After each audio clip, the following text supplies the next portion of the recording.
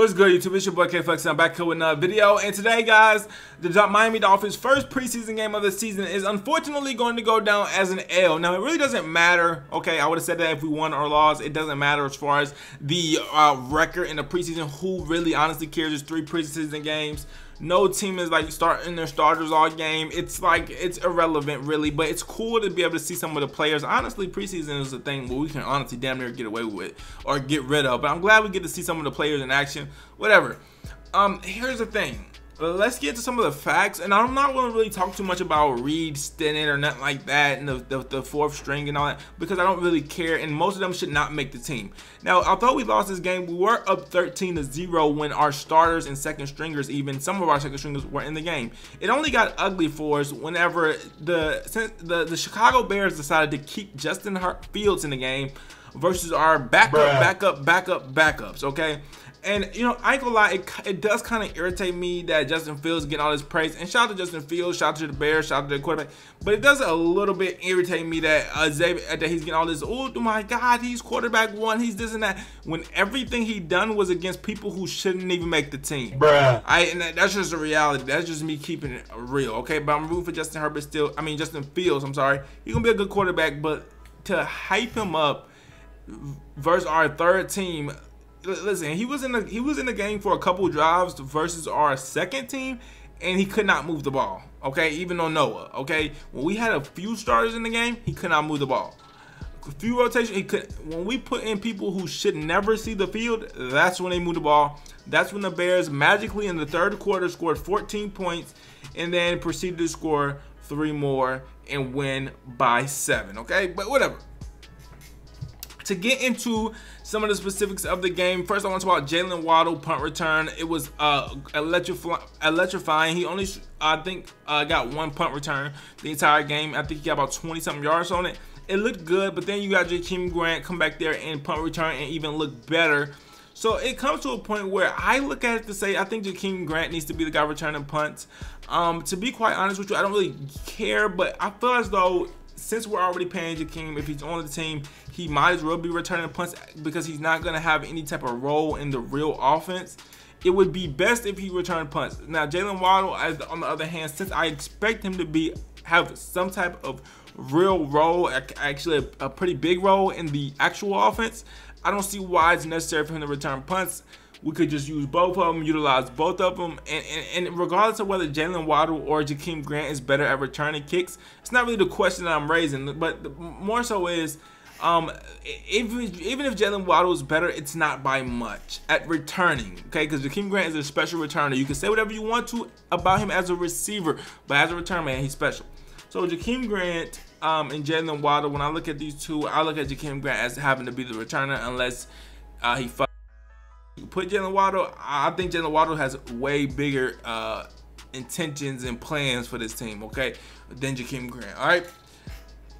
Then we get to the tour of his best pass of the day, which was to Mike Gesicki for about 23 yards, maybe 30 yards, or maybe 40. I don't know. It was to Mike Gesicki right after Adam Shaheen happened to drop a touchdown, or not a touchdown, but drop a pass for a first down. And I want to just give a second to tell you guys, that's why you guys got to stop hyping up training camp. I remember I made a tweet like 2 weeks ago or last week where I said, yo, we need to cut Adam Shaheen. I don't give a fuck about Adam Shaheen. He's not good enough for the trouble that he's causing. And I had a lot of people comment, oh, he's the top performer. He's the top performing tight end in training camp.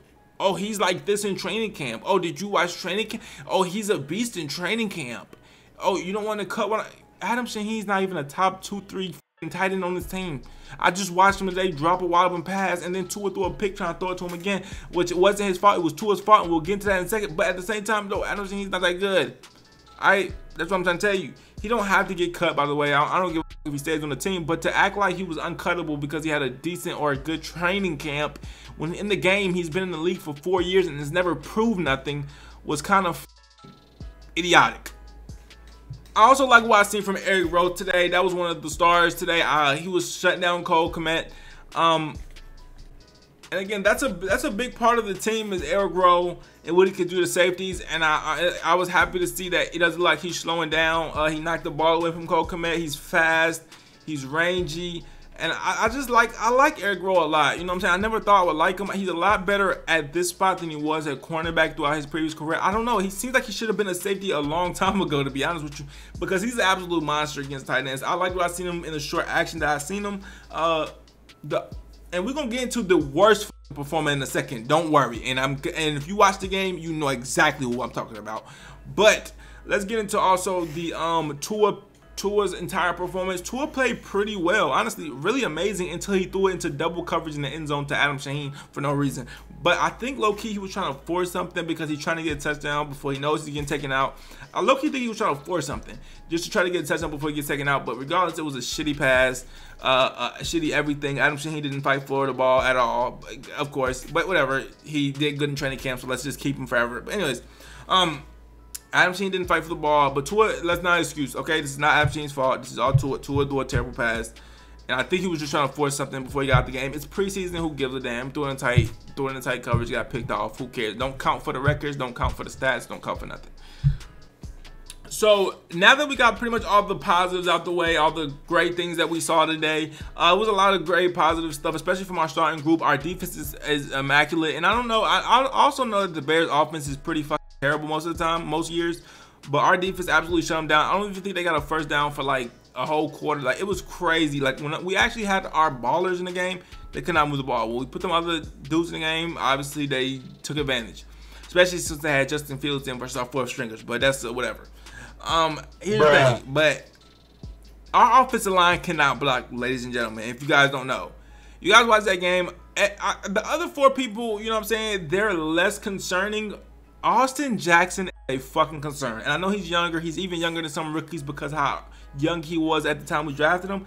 I know he has a room for improvement, but Austin Jackson literally cannot block on any. He can't run. Like, yo, usually when you see somebody that's terrible, like, it's like, okay, he can run block a little bit, but he can't pass block at all. Or he can pass block a little bit, but when the run, he gets blocked. Bro, Austin Jackson can do nothing. I'm confused on what he's even doing on the field. Like, bro, he was getting beat by every play. And with the starters, I kind of understand it. This dude getting beat by backups. I'm like, yo, okay, this is getting scary, especially since we passed up on Penei Sewell to get him. So, to me, like, that was a little concerning. That's the most concerning thing about the entire preseason game. I don't know about the record or the score or whatever. Austin Jackson can't block, ladies and gentlemen. I don't know what's going on. We'll see him next game, but he literally cannot block. And he's starting. And I'm, like, confused. He's a tackle. That's an important position. And he's literally getting blown by every single play, no matter if it's a run, no matter if it's a pass. Austin Jackson looks like trash. But, again, it's first preseason game, and he's still very young. He damn near is a rookie. Let me give him a break a little bit. But if this happens in the regular season, even if it's week 1, I'm going to go off because this is ridiculous. You know what I'm saying? Again, I wasn't expecting him to block Khalil Mack or whatever. But when the second stringers of the Bears came in and he was still getting absolutely, even go look at the Jacoby Brissett touchdown, the only touchdown we scored the whole game. Look at Austin Jackson get absolutely destroyed by his man to the point if Jacoby Brissett needed one more second, he was not finna have it. Austin Jackson, nobody else concerned me today, but Austin Jackson. I'm super concerned. I think he needs to be better. Other than that, though, great a preseason game. I'm very excited. I'm honestly still excited for the season. Again, when our starters and our backups was in the game, we was up 13-0. It's only when the niggas that not even really supposed to make the team came in and they still had Justin Fields in for whatever reason that they actually came and went on a run. But when even our second string, some of our second string was in the game, they had no chance. Okay, that's the reality. They cannot move the ball.